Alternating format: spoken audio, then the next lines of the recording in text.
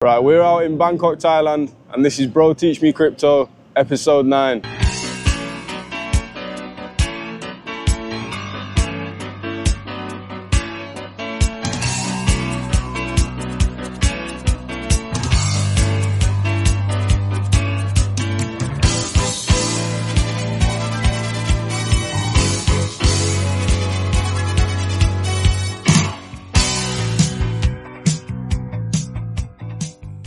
This is part 1 in a 2-part series, and in this episode we're going to focus on liquidity and start looking at liquidity pools.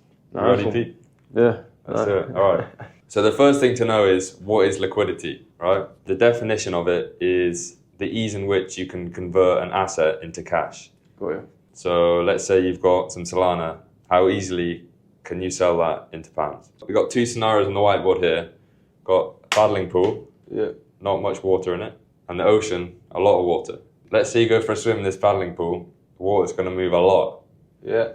If you move around in the sea, it's not going to move much at all. Yeah. And the same is true for markets. So this represents an illiquid market. There's not much liquidity, and so when you buy or sell in this market, it can have a large effect on the price. Yeah. But here is a liquid market. So you could trade in this market and it would have barely any effect on the price. Yeah. Another way to think of it is, if you wanted to, you're going to go on holiday and you wanted to, I don't know, go to America.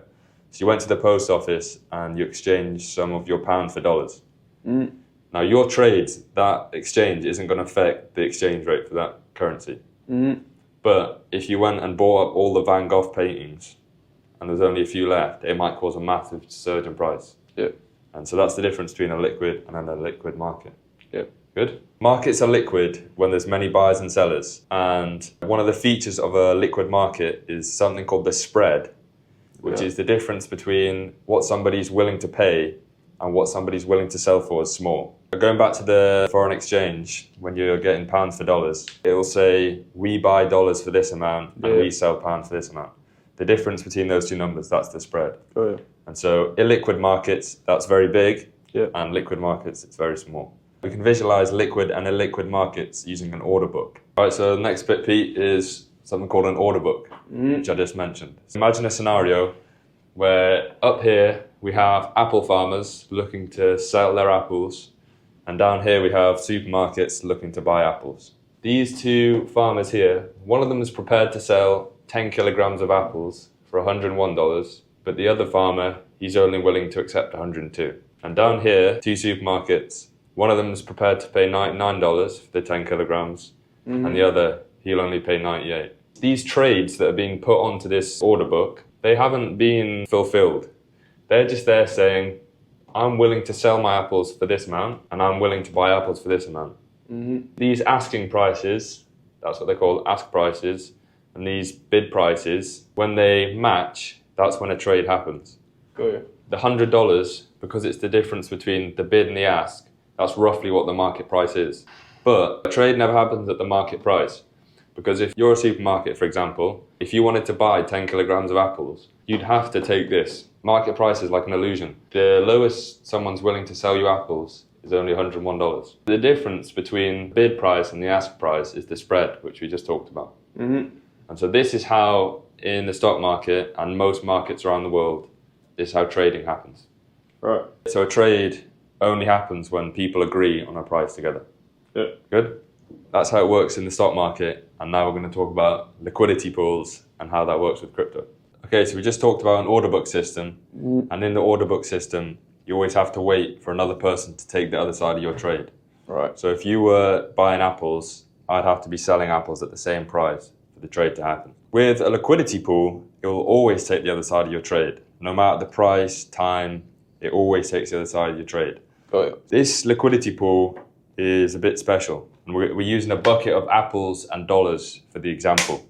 And inside here, we have $50,000 and 50,000 apples priced at $1 each. One feature of this magic bucket is that it always has to multiply to 2.5 billion. We get that number because 50,000 squared is 2.5 billion. The apples and the dollars will always have to multiply to this number for this example.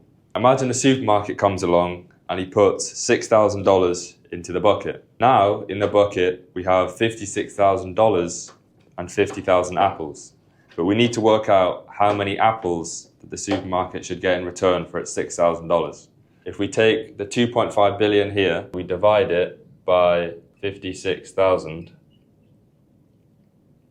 we get 44,643 apples. This is the number of apples that should now be inside the bucket. We've currently got 50,000. So if you take 44,643 away from 50,000, then you get 5,357 apples. And that's the number of apples that the supermarket gets in return for its $6,000.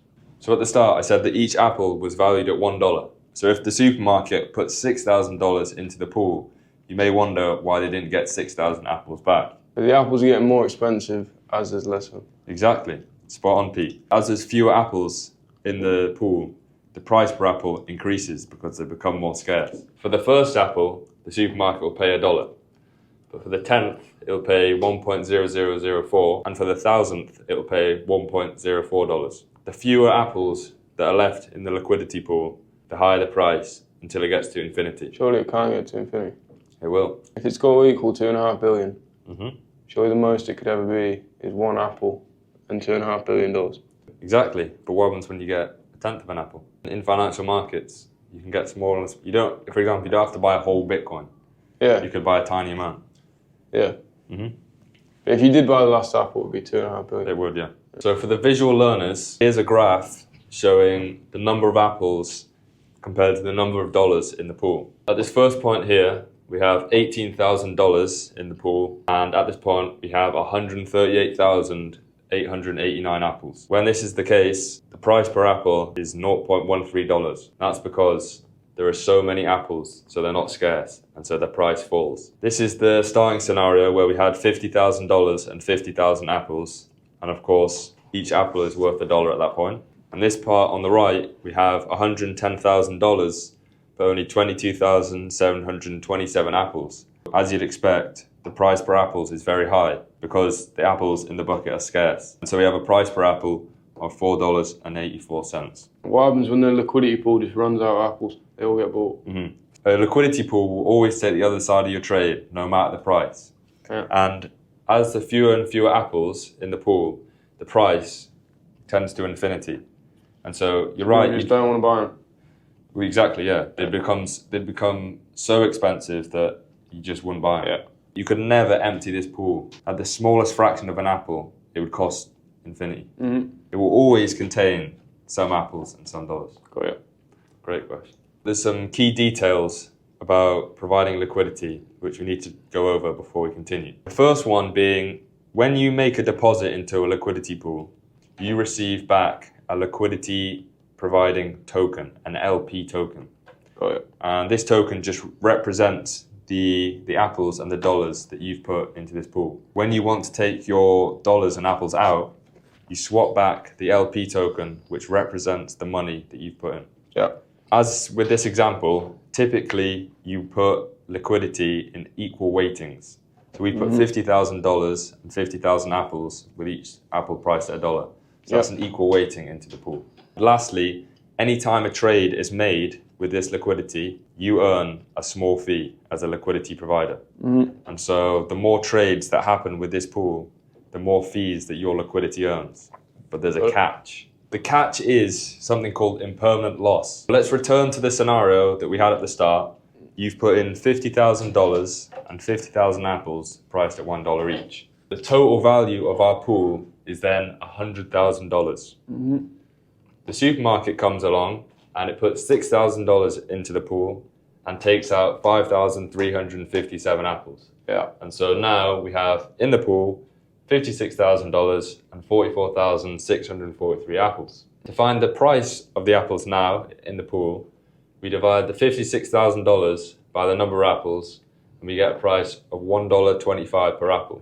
Multiplying the new price of apples by the number of apples now in the pool, which is 44,643, we have $55,804 worth of apples now in the pool. Yeah. If we add up the value of the dollars and the value of the apples now in the pool, we get to a value of 111,804 in total. So you might think, wow, that's great. I've started with $100,000. I've been earning fees, and now my deposits are worth 111,804. So a profit of about $12,000. But here's the catch. All of this has been happening inside our pool.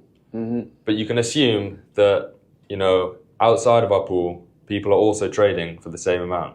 So the price of apples in the rest of the world has also risen to $1.25. And if we just held on to our apples, we'd have 50,000 apples still at a price of $1.25, which is $62,500. Yeah. We'd obviously still have our $50,000 as well. And so when we add $50,000 plus $62,500 worth of apples, we get $112,500. And therefore, if we just held on to our apples and dollars rather than putting them in the pool, then we would have had $696 more than we have after putting them inside the pool. And this number here is our impermanent loss. The further the price of apples stray from the dollar, which we started with, the higher this impermanent loss will be. Yeah. The best case scenario for you as a liquidity provider is that they stay at $1 per apple, and there's many trades happening in and out of your pool. So you earn a lot of fees, but you minimize your impermanent loss. Nice. Okay, so to summarize part one then, we've got, first of all, liquidity, which is the ease of selling an asset into cash. Yeah. Liquid markets have many buyers and sellers, and so the spreads between the ask and the bid are very small. Yeah. Liquidity pools enable instant trades, so you don't have to wait for another person to take the other side of your trade. Yeah. And liquidity providers earn 0.05 to 1% of trading volume that goes through them. And the last thing is impermanent loss, which happens when the apple price shifts away from when you started, meaning that you'd be better off not putting your assets inside a liquidity pool and just holding on to them. Making sense? Any last questions? You can sell apples into the liquidity pool as well, or not? Yeah. 50,000 apples, $50,000. Yeah. Instead of the supermarket putting dollars into the pool, a farmer puts apples into the pool. Yeah. Then, as the farmer, let's say he put 6,000 apples into the pool. You get cheaper. Exactly. The first one he'd get $1 for, but then every apple after that he'd get slightly less. So it's just like the opposite. But couldn't someone just tank your liquidity pool if they wanted to then? By just selling loads and loads into it to the point where it's always worth nothing. Yeah, so let's say a farmer did that. So a farmer was selling apples into the pool. For the first maybe 100 apples, he might get a good price. But then elsewhere, it might be more attractive because the liquidity pool is no longer offering a good price. Yeah. And so he'd go elsewhere to find a different pool to sell his apples into. You know what arbitrage is? Let's say when I was selling shoes, I could buy it from one spot and sell it for more at another spot. Oh, yeah. So that's what basically arbitrage keeps all the liquidity pools at the market price. Because if you can buy cheaper at one and sell it higher than another, then that's going to make the price of the two even out. Yeah. And so that's why the farmer wouldn't just keep selling into the same pool. He'd find one with a better price. So that's part one. In part two, we're going to look at some different kinds of liquidity pools and how they can be used. Nice one. All right, nice one, Pete.